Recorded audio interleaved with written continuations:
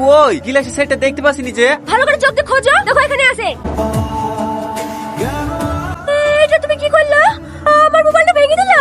আমি কি ইচ্ছু করে ভেঙেছে নাকি? পড়ে গেলে আমি কি করব? তুমি আবার কি করবা? যা করতে তো করেই দিছো। কাশি, এই কাশি সংসার করতে গিয়ে আমার জান জীবন সব চলে পুরো ছাই হয়ে গেল। কিরে রীতি চিল্লাছি কেন? কি হইছে?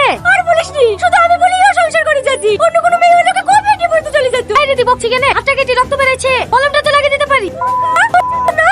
তো বাজি এই ছুরিও না, সব সময় উল্টো পাল্টা কথা। দেখি ভাই, আমি বেঁধে দিছি। না না থাক ভাবি, অক্স হবে না, ছাড়ো।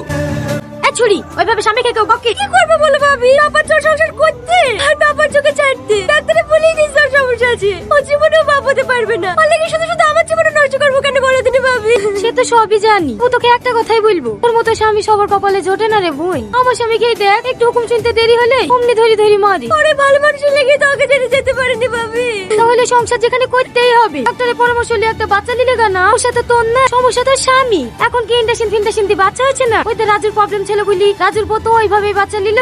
তাহলে ভাবি কালকে তুমি আমার সাথে একটু যাই হবে ভাবি? আচ্ছা আচ্ছা ঠিক আছে লে। কি গো হেঁটে আসো যে? তোমার মোটরসাইকেল কই? বেচে দিয়েছি। বেচে দিয়েছো মানে? একটা গাড়ি ছেড়ে এখানে ওখানে যাওয়া হতো, গাড়িটা বেচে খেয়ে ফেললি। এবার কিসে যাবা? এ দেখো না, 2000 টাকাতে সাইকেল কিনে আসনো, 6 মাস বাদে যখন পেঁয়াজ উঠবে তখন না নতুন গাড়ি নেবো।